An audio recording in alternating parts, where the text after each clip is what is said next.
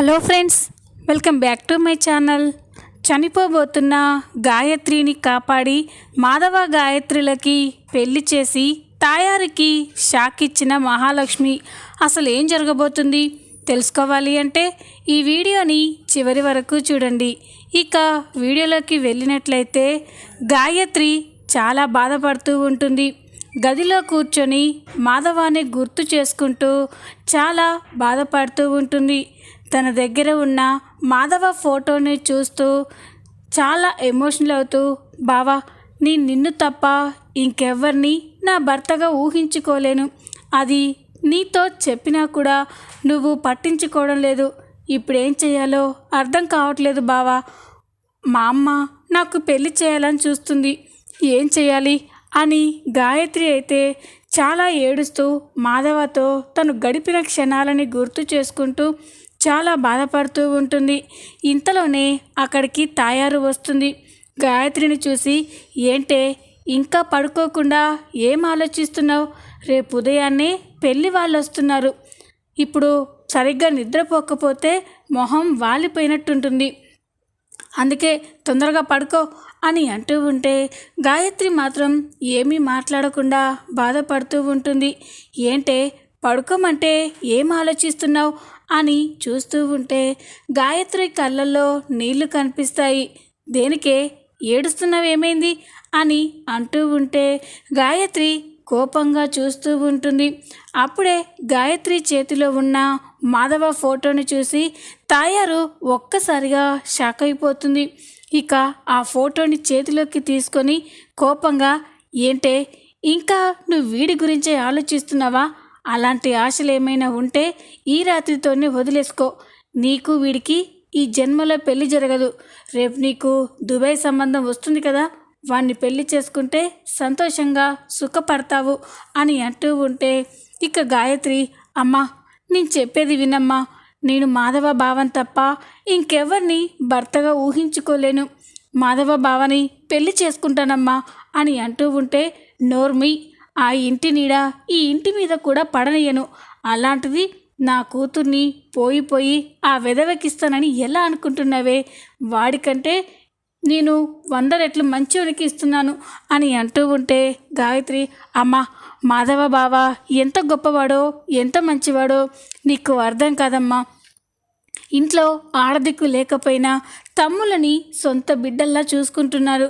అలాంటి అతనికి భారీగా వెళ్తే నన్ను ఇంకెంత బాగా చూసుకుంటాడు? ఒక్కసారి ఆలోచించమ్మా. నేను మాధవ బావని పెళ్లి చేసుకుంటాను అని అంటూ ఉంటే ఇక తాయారికి చాలా కోపం వస్తుంది. చూడు, ఇలాగే మొండి పట్టు పడితే నిన్ను వాడికిచ్చి పెళ్లి చేస్తాననుకుంటున్నావేమో. నిన్ను చంపి నీళ్ళైనా వదిలేసుకుంటాను, కానీ వాడికి మాత్రం నిన్నిచ్చి నా ప్రాణం పోయిన పెళ్లి చేయను అని తాయారు అంటూ ఉంటే గాయత్రి షాక్ అయిపోయి చూస్తూ ఉంటుంది. పిచ్చి పిచ్చి ఆలోచనలు పెట్టుకోకుండా హాయిగా నిద్రపో. రేపు పెళ్లి వాళ్ళు వస్తున్నారు. ఇలా ఏడుపు మొహంతో ఉంటే బాగోదు అని తాయారు అక్కడి నుంచి వెళ్ళిపోతుంది. ఇక గాయత్రి అయితే చాలా ఎమోషనల్గా వెక్కి వెక్కి ఏడుస్తూ ఉంటుంది. ఇంతలోనే ఉదయం అవుతుంది. ఉదయం కాగానే చక్రి, కేశవ, కన్నా, నారాయణలు ఎవరి పనులకి వాళ్ళు వెళ్ళిపోతారు.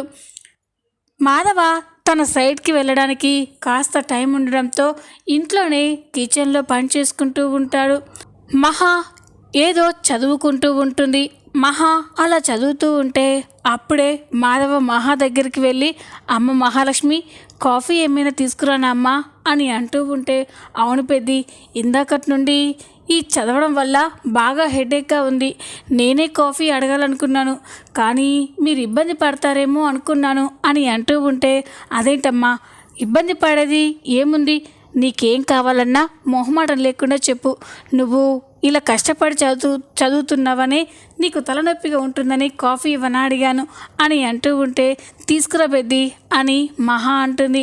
ఇక మాధవ అయితే మహా కోసం కాఫీ కలిపి తీసుకొచ్చి మహాకి ఇస్తూ ఉంటాడు. ఇంతలోనే ఉన్నట్టుండి గాయత్రి ఏడుస్తూ పరిగెత్తుకుంటూ ఇంట్లోకి వస్తుంది. అక్కడే ఉన్న మాధవాన్ని హగ్ చేసుకొని ఏడుస్తూ ఉంటుంది. బావా అని అంటూ ఉంటే, ఏ గాయత్రి ఏమైంది అని మాధవ అంటూ ఉంటాడు. గాయత్రి అలా మాధవని హగ్ చేసుకోవడం చూసి మహా ఒక్కసారిగా షాక్ అయిపోతుంది. గాయత్రి ఏడుస్తూ, బావా మా ఇంట్లో నాకు మా అమ్మ సంబంధాలు చూస్తుంది. నేను నిన్ను తప్ప నా భర్తగా ఎవరిని ఊహించుకోలేను బావా అని గాయత్రి ఏడుస్తూ ఉంటే ఇక మాధవ మహా ఒక్కసారిగా షాక్ అయిపోతారు. గాయత్రి ఏంటిది చిన్నపిల్లలా అని అంటూ ఉంటే, లేదు బావా, నువ్వు ఎలాగైనా మా వాళ్ళని ఒప్పించి నన్ను పెళ్లి చేసుకో బావా, లేకుంటే నేను బ్రతకలేను అని గాయత్రి అంటూ ఉంటుంది. ఇంతలోనే ఇక గాయత్రిని వెతుక్కుంటూ తాయారు భర్త అయితే అక్కడికి వస్తూ ఉంటారు. వాళ్ళు ఇంట్లోకి వచ్చేసరికి గాయత్రి మాధవాన్ని హగ్ చేసుకోవడం చూసి కోపంతో రగిలిపోతారు. ఇక గాయత్రి నాన్న అయితే, ఎంత ధైర్యం రా నీకు, నా కూతురికి మాయ మాటలు చెప్పి ఇక్కడికి తీసుకొచ్చావా అని గాయత్రి వాళ్ళ నాన్న మాధవాన్ని కొడుతూ ఉంటాడు. ఇక మాధవ, మావయ్య నేను చెప్పేది విను మావయ్య అని అంటూ ఉన్నా కూడా, ఎవర్రా నీకు మావయ్య అని అలాగే కొడుతూ ఉంటాడు. ఇక గాయత్రి, నాన్న ఇందులో బావ తప్పేం లేదు, నేను ఇక్కడికి వచ్చాను నాన్న, బావకేం తెలీదు అని అంటూ ఉంటే, నీకేం తెలీదు, నువ్వు పక్కకు పో అని గాయత్రిని పక్కకి తోసేసి మాధవాని కొడుతూ ఉంటాడు. ఇది చూసి మహా ఎంత ఆపాలని చూసినా వాళ్ళు ఆగకుండా మాధవాన్ని కొడుతూ ఉంటే మహా అయితే చాలా కంగారు పడుతూ ఉంటుంది. ఇప్పుడు ఏం చేయాలి, వీళ్ళు పెద్దిని కొడుతున్నారు అని బయటికి వెళ్ళి చక్రికి ఫోన్ చేస్తుంది. చక్రి డ్యూటీకి వెళ్ళడంతో మహా నుండి ఫోన్ రావడం చూసి, ఇదేంటి ఈవిడ గారు ఇప్పుడు ఫోన్ చేస్తున్నారు అని ఫోన్ లిఫ్ట్ చేసి, చెప్పండి అని అంటారు. ఎక్కడున్నారు అని అనగానే, ఎందుకో చెప్పండి, ఎక్కడున్నా 10 నిమిషాల్లో అక్కడికి వస్తాను అని అంటూ ఉంటే, 10 సెకండ్లు రాలేరా అని మహా అంటుంది. ఒక్కసారిగా చక్రి కార్ని స్టాప్ చేసి, ఏమైందండి, అంత అర్జెంటుగా ఎందుకు రమ్మంటున్నారు అని అనగానే, ఇక్కడ గాయత్రి వాళ్ళ అమ్మ నాన్నలు పెద్దిని కొడుతున్నారు అని అంటూ ఉంటే ఇక చక్రి ఒక్కసారిగా షాక్ అయిపోతారు. అవునా, నేను వెంటనే బయలుదేరి వస్తున్నాను అని చక్రి కోపంగా ఇంటికి బయలుదేరుతారు. మహా వెంటనే కేశవకి కూడా ఫోన్ చేస్తుంది. మహా నుండి ఫోన్ రాగానే కేశవ ఫోన్ లిఫ్ట్ చేసి, చెప్పండి అని అనగానే, ఇక్కడ పెద్దిని బాగా కొడుతున్నారు, వెంటనే మీరింటికి రండి అని అంటూ ఉంటే కేశవ ఒక్కసారిగా షాక్ అయిపోతారు. అన్నయ్యని కొడుతున్నారా, ఎవరు అని అనగానే, గాయత్రి వాళ్ళ నాన్న పెద్దిని బాగా కొడుతున్నాడు కేశవ, నువ్వు వెంటనే రా, నేను ఎంత ఆపాలని చూసినా ఆగడం లేదు అని అనగానే కేశవకి చాలా కోపం వస్తుంది. మీరేం కంగారు పడకండి, నేను ఇప్పుడే వస్తున్నాను అని కేశవ కూడా ఇంటికి బయలుదేరుతారు. చక్రి కేశవ ఇంటికి వచ్చేసరికి మాధవ గల్లా పట్టుకొని కొడుతూ ఉంటారు. అది చూసి చక్రి కేశవ కోపంతో రగిలిపోతాడు. రేయ్ అని ఇక వాళ్ళ మీదికి వెళ్ళి గాయత్రి వాళ్ళ నాన్ననే కొడుతూ ఉంటాడు. రేయ్, మా అన్నయ్యనే కొడతావరా, ఎంత ధైర్యం రా, మా ఇంటికి వచ్చి మా అన్నయ్యనే కొడతావా అని గాయత్రి వాళ్ళ నాన్నని చిత్త కొడుతూ ఉంటాడు. అది చూసి మాధవ, మహా, గాయత్రి తాయారు ఒక్కసారిగా షాక్ అయిపోతారు. ఇక మాధవ, రేయ్ వదలన్రా అని కేశవ చక్రిలకి చెప్తూ ఉన్నా కూడా వినిపించుకోకుండా అలాగే కొడుతూ ఉంటారు. ఇక మాధవ గట్టిగా, రేయ్ చక్రి వదలరా అని అరిచేసరికి చక్రి కేశవ అతన్ని వదిలేశారు. ఇక చక్రి, అన్నయ్య ఎందుకన్నయ్య ఆపుతున్నావు, వీణ్ణి మీద చెయ్యేస్తాడా అని అనగానే, చక్రి నువ్వాగరా అని అంటూ ఉంటే ఇక అందరూ చూస్తూ ఉంటారు. అప్పుడే మాధవ గాయత్రి వాళ్ళ నాన్న తాయారు దగ్గరికి వెళ్ళి, చూడండి, గాయత్రి నన్ను ఇష్టపడిందేమో, కానీ నేను మాత్రం గాయత్రిని ఎప్పుడూ ఇష్టపడలేదు, తనని నా అత్త కూతురుగానే చూశాను, అంతేకాని మా మధ్య ఇంకేమీ లేదు, తనకి తెలిసి తెలియక ఏవేవో ఊహించుకుంటుంది, మీరు చెప్పినట్టుగానే గాయత్రి మీకు ఇష్టమైన అబ్బాయినే పెళ్లి చేసుకుంటుంది, మీరు ఈ విషయంలో కంగారు పడకండి అని అంటూ ఉంటే గాయత్రి, చక్రి, కేశవ, మహాలు ఒక్కసారిగా షాక్ అయిపోతారు.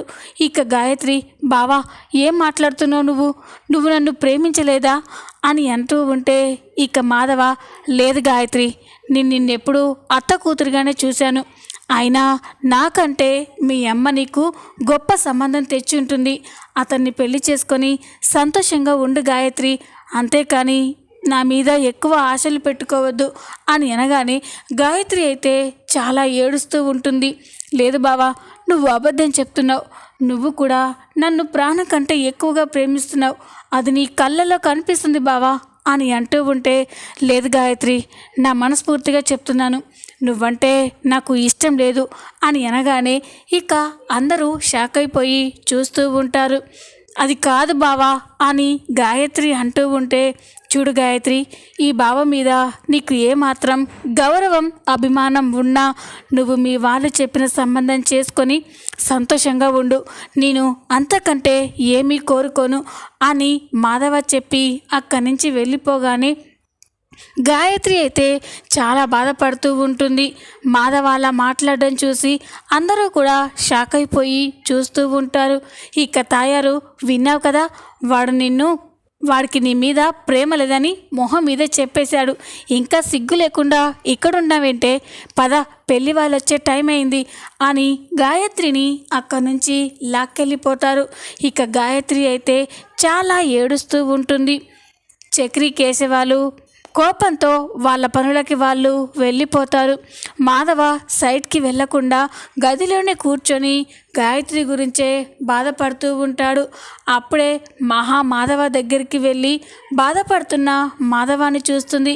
ఇక మాధవ దగ్గరికి వెళ్ళి, ఎందుకు పెద్ది, ఎందుకు అబద్ధం చెప్పావు అని అంటూ ఉంటే ఇక మాధవ కన్నీళ్ళు తూర్చుకుంటూ, నేను అబద్ధం చెప్పడం ఏంటమ్మా అని అనగానే, గాయత్రి మీద ప్రేమ లేదని ఎందుకు నీ మనసు చంపుకొని బాధపడ్డావు అని అంటూ ఉంటే ఇక మాధవ, తప్పదమ్మా, కొన్ని ప్రశాంతంగా ఉండాలి అంటే కొన్ని వదులుకోవాలి, నేను చేసింది కూడా అదే అని అంటూ ఉంటే, అది కాదు పెద్ది, గాయత్రి నేను ఎంతగానో ప్రేమిస్తుంది, నువ్వు కూడా గాయత్రిని ప్రేమిస్తున్నావని నీ కళ్ళు చూస్తుంటేనే తెలుస్తుంది, ఇంత ప్రేమని మనసులో దాచుకొని మీ ఇద్దరు ఎలా సంతోషంగా ఉంటారు, పాపం గాయత్రి ఇష్టం లేని పెళ్లి చేసుకొని ఎలా సుఖంగా ఉంటుంది అని అంటూ ఉంటే, తప్పదమ్మా, ఉండాలి, నేను గాయత్రిని ప్రేమించానన్న మాట నిజమే, కానీ ఆ విషయం నేను మా అత్తయ్యకి చెప్పినా తను నా మాట వినిపించుకోదు,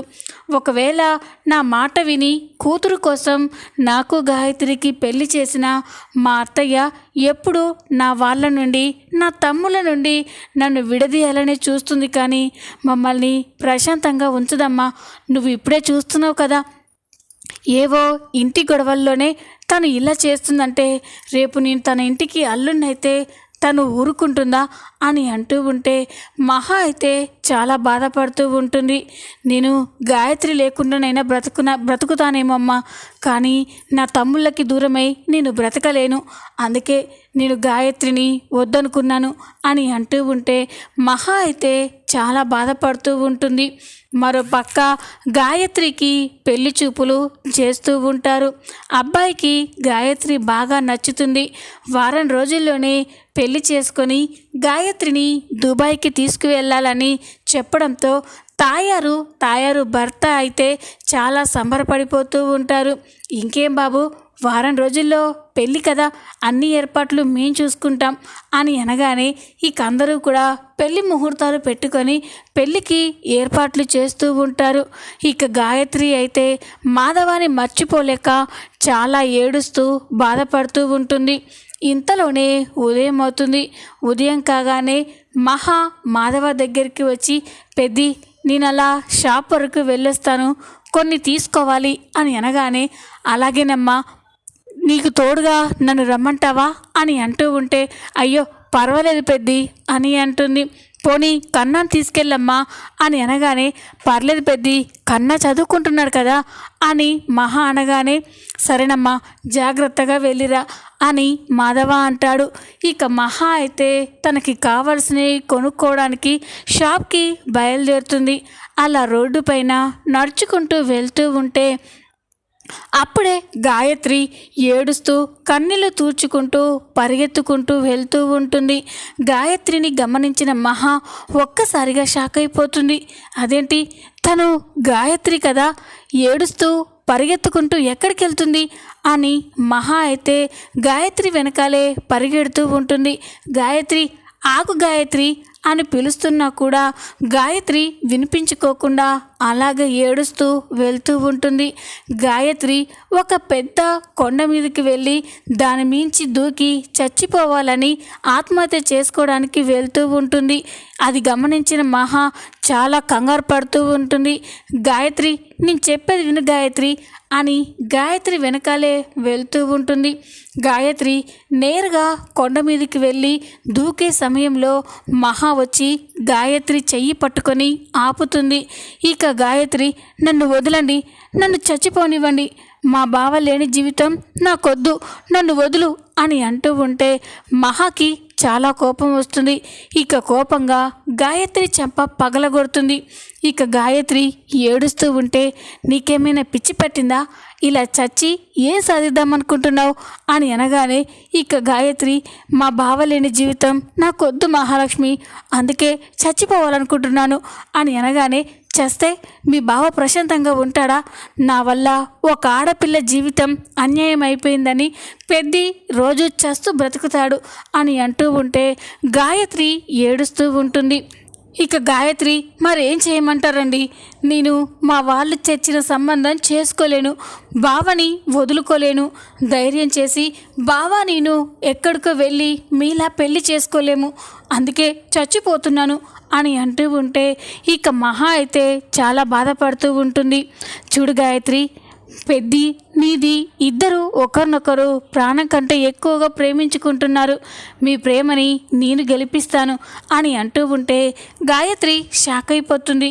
ఏంటి మీరు అనేది అని అనగానే, అవును గాయత్రి, నీకు పెద్దికి పెళ్లి చేసే బాధ్యత నాది, నువ్వు ధైర్యంగా ఉండు అని అనగానే ఇక గాయత్రి, అది కాదు బావా అని అంటూ ఉంటే, అన్నీ నేను చూసుకుంటాను, పెద్దిని నీతో పెళ్ళికి నేను ఒప్పిస్తాను, పద అని ఇక మహా అయితే గాయత్రిని తీసుకెళ్ళి ఒక చోట వదిలిపెట్టి నేరుగా ఇంటికే వస్తుంది.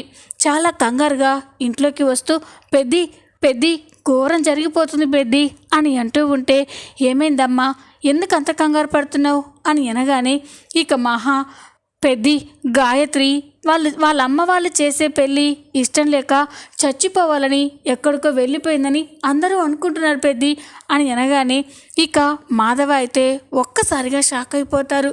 ఏంటమ్మా మహాలక్ష్మి, ఏమంటున్నావు నువ్వు అని అనగానే, అవును పెద్ది, గాయత్రి చచ్చిపోవాలని ఎక్కడికో వెళ్ళిపోయిందంట, అందరూ గాయత్రి కోసమే వెతుకుతున్నారు అని అనగానే ఇక మాధవ కూడా, పదమ్మ మనం కూడా గాయత్రి కోసం వెతుకుదాం అని మాధవ మహా ఇద్దరూ కూడా గాయత్రి కోసం వెతకడానికి బయలుదేరతారు.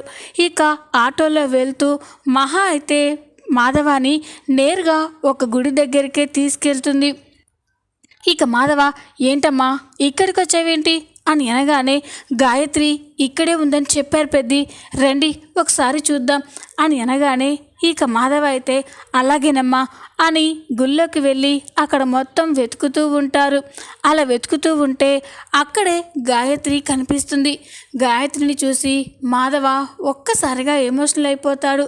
ఇక గాయత్రి కూడా మాధవాన్ని చూసి ఎమోషనల్ అయిపోయి, బావా అని పరిగెత్తుకుంటూ వెళ్ళి మాధవాని హగ్ చేసుకొని ఏడుస్తూ ఉంటుంది. ఇక మాధవ కూడా చాలా బాధపడుతూ ఉంటాడు. ఏంటి గాయత్రి, ఏంటి పిచ్చి పని, చచ్చిపోవడం ఏంటి అని అంటూ ఉంటే, చెప్పాను కదా బావా, నువ్వు లేని జీవితం నాకు అక్కర్లేదని, అందుకే చచ్చిపోవాలనుకున్నాను అని ఇక గాయత్రి కూడా అంటూ ఉంటుంది. వాళ్ళిద్దరినీ అలా చూసి చాలా సంతోషపడుతూ ఉంటుంది. పెద్ది, మీ ఇద్దరికి ఒకరి మీద ఒకరికి ఇంత ప్రేమ ఉంది, మీరు ఒకరిని వదిలి ఒకరు బ్రతకలేరు అని అంటూ ఉంటే ఇక మాధవ, అది కాదమ్మా అని అంటూ ఉంటాడు. పెద్ది, మీరేం మాట్లాడకండి, ఇప్పుడే ఈ గుళ్ళో దేవుడి సాక్షిగా మీ ఇద్దరు ఒక్కటవ్వాలి, అప్పుడే మీ ప్రేమ ఫలించినట్టు అని అనగానే ఇక మాధవ ఒక్కసారిగా షాక్ అయిపోతారు. గాయత్రి అయితే చాలా సంతోషంగా చూస్తూ ఉంటుంది.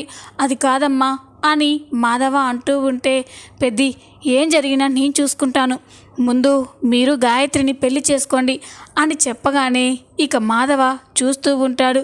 ఇంకా చూస్తావేంటి పెద్ది, పద అని గాయత్రిని మాధవాని గుళ్ళోకి తీసుకెళ్ళి మహా దగ్గరుండి మాధవ చేత గాయత్రి మెడలో తాళి కట్టిస్తుంది. అక్కడే వాళ్ళ చేత దండలు మార్పించుకొని పెళ్ళి పెద్దగా అవన్నీ చేస్తూ ఉంటుంది. ఇక మాధవకి గాయత్రికి పెళ్లి జరిపించిన తర్వాత నేరుగా మాధవ గాయత్రిని తీసుకొని తాయారు ఇంటికే వెళ్తూ ఉంటుంది. ఇక గుమ్మం బయటే ఉండి తలుపు కొడుతూ ఉంటే అప్పుడే తాయారు, ఎవరొచ్చింది, వస్తున్నానుండండి అని పరిగెత్తుకుంటూ వచ్చి తలుపు తీసి చూస్తుంది. అలా తలుపు తీసి చూసేసరికి అక్కడ మాధవ గాయత్రిలు పెళ్లి చేసుకొని ఉండడం చూసి ఒక్కసారిగా షాక్ అయిపోతుంది. ఇక కోపంగా మాధవతో, ఎంత ధైర్యం రా, నా కూతుర్నే లేపుకెళ్ళి పెళ్లి చేసుకుంటావా అని మాధవని కొడుతూ ఉంటే అప్పుడే మహా అడ్డుకుంటుంది. మహాని చూసి తాయారు షాక్ అయిపోతుంది. చూడండి, పెద్ది ఏమీ మీ అమ్మాయిని తీసుకెళ్ళి పెళ్లి చేసుకోలేదు, మీ అమ్మాయే చచ్చిపోబోతుంటే నేనే నచ్చజెప్పి పెద్దికి మీ అమ్మాయికి పెళ్లి చేశాను. మీరు పెద్దిని ఒక్క మాట అన్నా, పెద్దిని అవమానించినా చూస్తూ ఊరుకోను అని అనగానే ఇక తాయారు అయితే ఒక్కసారిగా షాక్ అయిపోతుంది. ఈ విధంగా మహా గాయత్రి మాధవాలకి పెళ్లి చేసి తాయారుకి షాక్ ఇవ్వబోతుంది. ఈ వీడియో కనుక మీకు నచ్చినట్లయితే లైక్ చేయండి, సబ్స్క్రైబ్ చేసుకోండి. Thanks for watching.